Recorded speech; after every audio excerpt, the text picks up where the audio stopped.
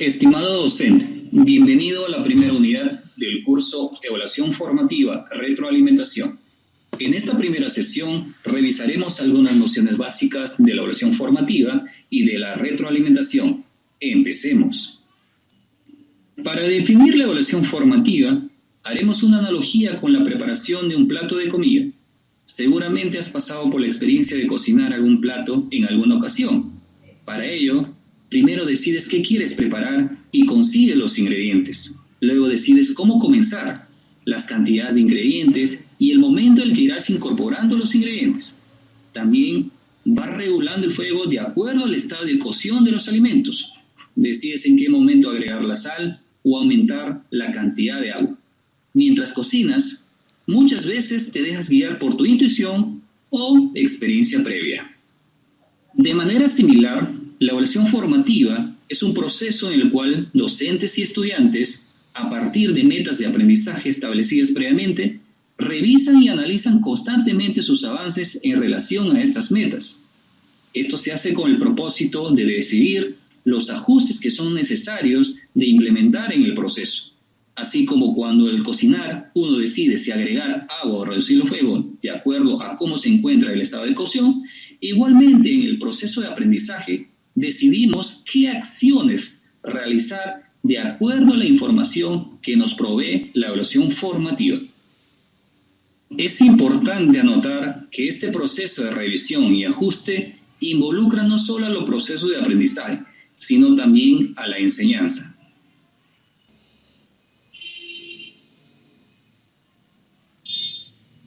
Ahora, revisemos lo que nos dice el Currículo Nacional de la Educación Básica respecto a la evaluación formativa. Para la evaluación de los aprendizajes, el Currículo Nacional de Educación Básica plantea el enfoque formativo. Desde este enfoque, la evaluación es un proceso sistemático en el que se recoge y valora información relevante acerca del nivel de desarrollo de las competencias en cada estudiante, con el fin de contribuir oportunamente a mejorar su aprendizaje. Esta forma de entender de la evaluación formativa implica valorar el desempeño de los estudiantes frente a retos genuinos y que les permitan poner en juego, integrar y combinar diversas capacidades.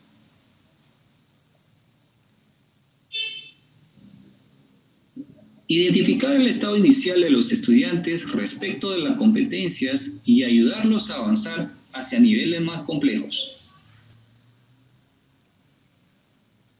Crear oportunidades continuas para que el estudiante demuestre hasta dónde es capaz de combinar de manera pertinente las diversas capacidades que integran una competencia.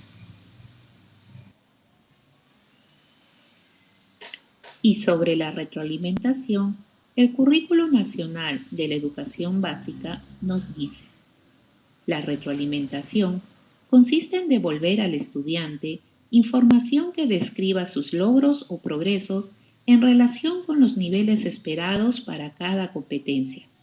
Esta información le permite comparar lo que debió hacer y lo que intentó lograr con lo que efectivamente hizo. Además, debe basarse en criterios claros y compartidos, ofrecer modelos de trabajo o procedimientos para que el estudiante revise o corrija.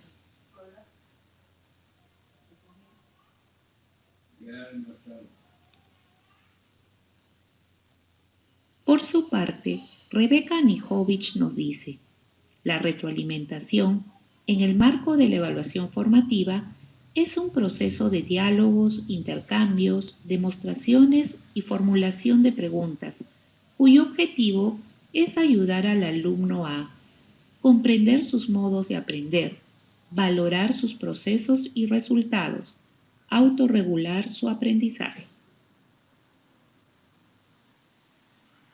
De acuerdo a lo que hemos visto hasta aquí, reflexionemos a partir de las siguientes interrogantes. ¿Por qué es importante la retroalimentación en el proceso de aprendizaje? ¿Cuáles son los propósitos de la retroalimentación en la evaluación formativa?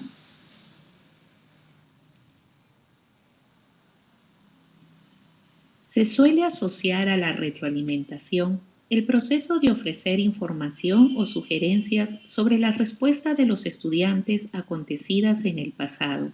Sin embargo, la retroalimentación también supone proyectarse hacia adelante y planear futuras actuaciones. Por otra parte, la retroalimentación no solo compromete la actuación del profesor, sino también la del estudiante. El docente ofrece ejemplos, valora los aspectos positivos del trabajo de los estudiantes y estos revisan y formulan preguntas. Todo esto en referencia a lo acontecido en el pasado. En el rol prospectivo de la retroalimentación, que permite planificar el futuro, el profesor formula preguntas, sugiere y efectúa seguimiento a la respuesta de los estudiantes que se derivan de tales sugerencias. Ellos solicitan nuevas ayudas y utilizan sus planes de acción en próximos trabajos. A esta mirada integradora de la retroalimentación, Rebecca Nijovic denomina circuito de la retroalimentación. Para que la retroalimentación alcance niveles deseables de eficacia en el logro de los aprendizajes, es importante considerar determinadas condiciones. Veamos algunas de esas condiciones a través de algunos casos. En un aula de clases, una profesora se dirige a sus estudiantes y les dice: el propósito de la clase de hoy es que ustedes logren escribir un cuento corto. Los criterios que nos permitirán analizar si lo estamos logrando son estos. Primero, el cuento debe tener las partes inicio, nudo y desenlace. Segundo, el cuento debe involucrar personajes principales y secundarios. Tercero, el cuento debe contener algunos dibujos de las partes más importantes. Luego de explicar estos criterios, la profesora les muestra algunos portafolios y comenta: aquí les he traído algunos ejemplos de cuentos que estudiantes como ustedes escribieron. Los que voy a poner en esta mesa son cuentos que cumplen con los 3 criterios que acabo de explicarles. Por el contrario, los cuentos que voy a poner en esta otra mesa, por su parte, no cumplen todos los criterios. Ustedes lo van a comprobar con esta rúbrica.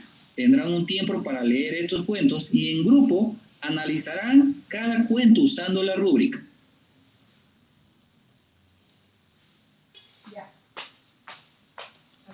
En un grupo de trabajo, la profesora observa el trabajo de un estudiante y comenta: tus hipótesis me parecen interesantes, Mariela. Sin embargo, quisiera escuchar la opinión de tus compañeros de grupo. Otro compañero de la mesa comenta: la tercera hipótesis de Mariela parece ser más un deseo que una hipótesis. La profesora pregunta: ¿de qué manera podríamos ayudar a Mariela? Otra compañera, dirigiéndose a Mariela, comenta: tal vez, si nos cuentas cuál es la idea que quieres expresar, te ayudamos a identificar las variables dependiente e independiente para formularla como hipótesis. La conversación continúa. Un profesor y un estudiante sentados conversan. El estudiante comenta: entonces, si Juan comió un cuarto de la torta y Rosa un tercio, entonces Juan comió más. El profesor pregunta: ¿por qué lo crees así?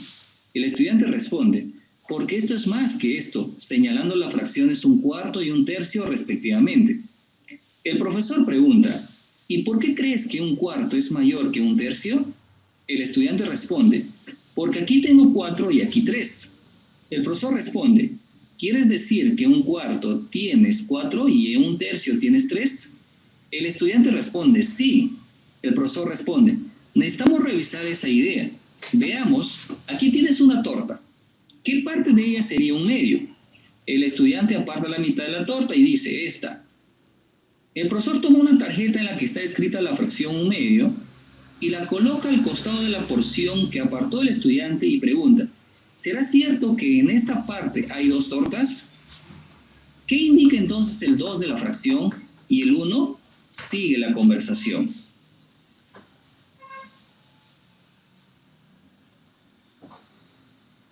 Una profesora se encuentra realizando un experimento con los estudiantes para probar sus hipótesis acerca de que la lana provee calor a los cuerpos, más aún si es de color negro.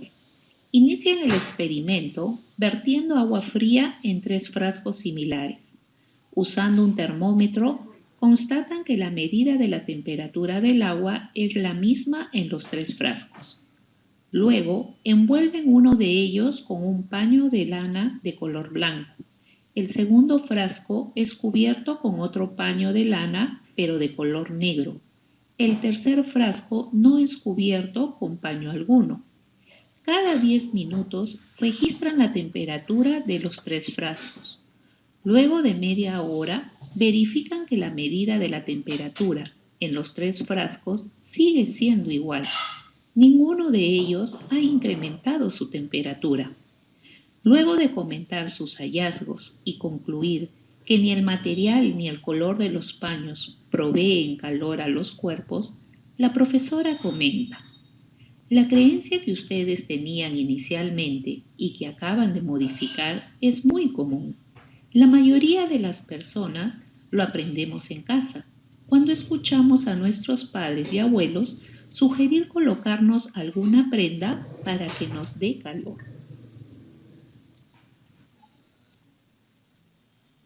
A continuación, analizaremos las características de la retroalimentación.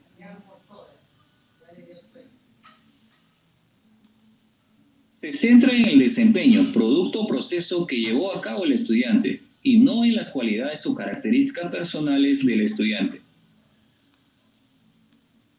Entrega información específica de lo que se espera del alumno, cómo lo está haciendo y cómo lo puede mejorar. Se basa en aspectos que el estudiante ha desarrollado correctamente, como también en aquellos que quedan por mejorar. Considera el error como parte fundamental del aprendizaje. Valora el esfuerzo de los estudiantes, puesto que es necesario equivocarse para aprender. Se realiza en base a los propósitos del aprendizaje, focalizándose en aquellos aspectos que son clave para alcanzarlos. Promueve que sea el estudiante quien trabaje en sus aprendizajes, más que entregarle las respuestas. Es oportuna, ya que permite al alumno trabajar en base a ella y mejorar cuando aún es tiempo de hacerlo, es decir, durante el proceso de aprendizaje.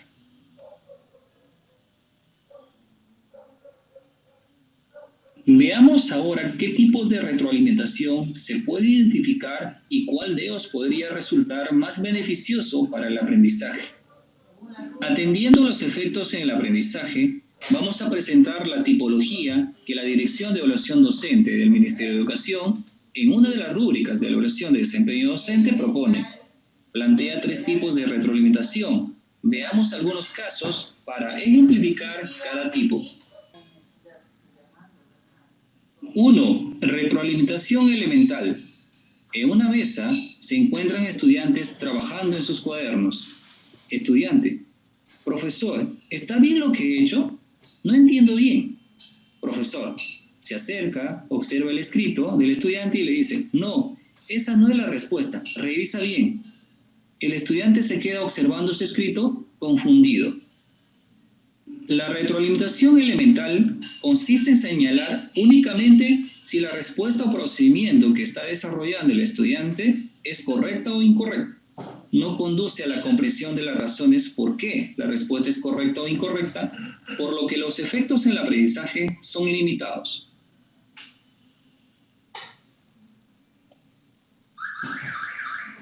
Dos. Retroalimentación descriptiva. En el laboratorio, los estudiantes están experimentando con tubos de ensayo. Estudiante: profesora, a nosotros no nos resulta el experimento. No logramos que se produzca la combustión. Profesora: a ver, primero tomamos las cantidades exactas, luego vertemos despacio este líquido sobre este otro hasta que empiece a reaccionar. ¿Lo ven? Ahora sí. Estudiantes: pero si nosotros lo hicimos así hace un momento, ¿por qué no nos resulta a nosotros? Profesora: Háganlo con más cuidado la próxima vez. La retroalimentación descriptiva consiste en ofrecer oportunamente a los estudiantes elementos de información suficientes para mejorar su trabajo, pero tampoco profundiza en la comprensión del estudiante respecto de lo que debe modificar y de las razones por qué debe hacerlo.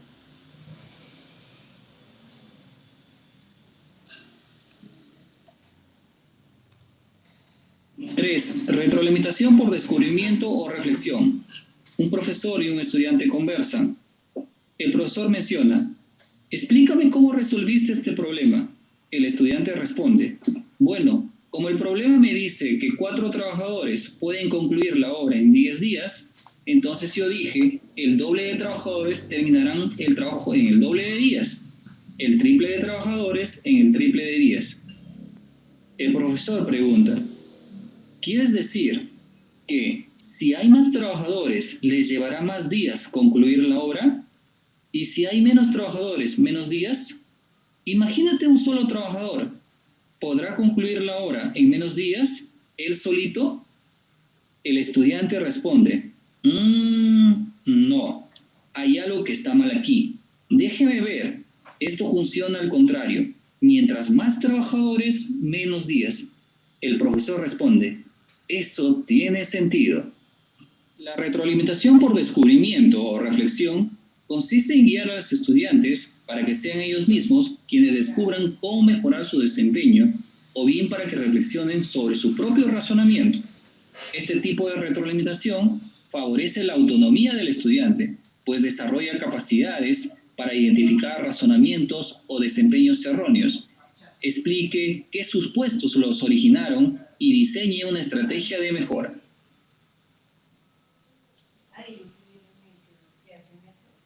Si atendemos al destinatario de la retroalimentación, esta puede ser grupal o individual. 1. Retroalimentación individual. La retroalimentación individual es aquella que se dirige a un estudiante en particular y es la más frecuente debido a que el aprendizaje es un proceso de construcción personal basado en las ideas y experiencias previas del estudiante. 2. Retroalimentación grupal. Se realiza una retroalimentación grupal cuando desarrollan en conjunto una determinada actividad o como cuando desarrollan el trabajo colaborativo. Este tipo de retroalimentación requiere un alto grado de compromiso de cada integrante del equipo. Caso contrario, ninguno de los integrantes se sentirá destinatario del mensaje que dirige el profesor y esta pase inadvertida.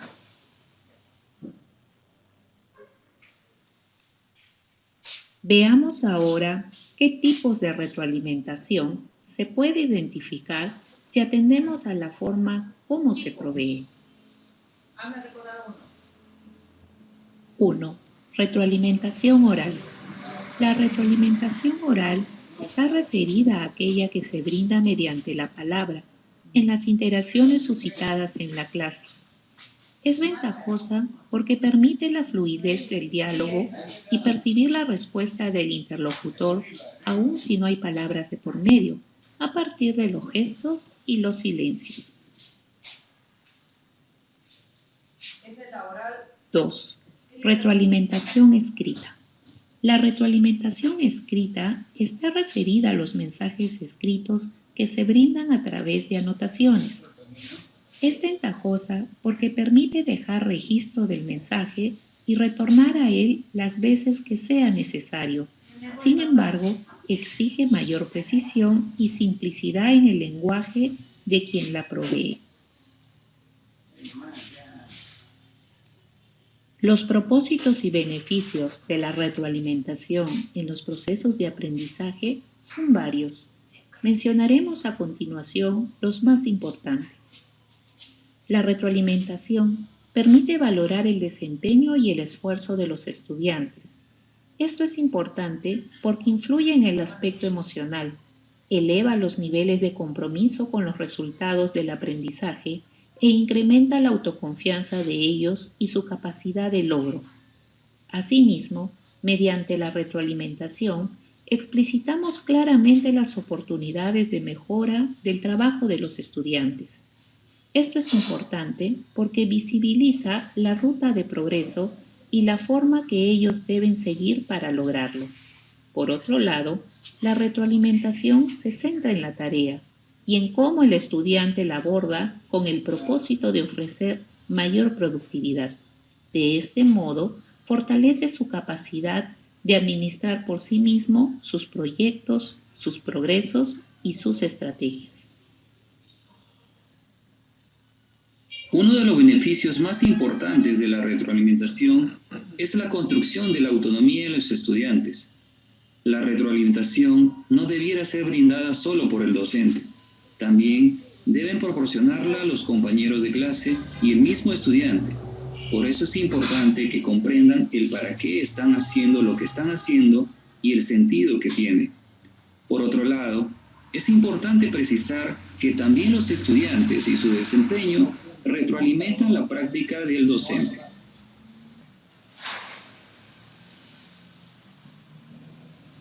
También deberán conocer las diferentes estrategias que se pueden utilizar, así como los obstáculos posibles que encontrarán en el camino.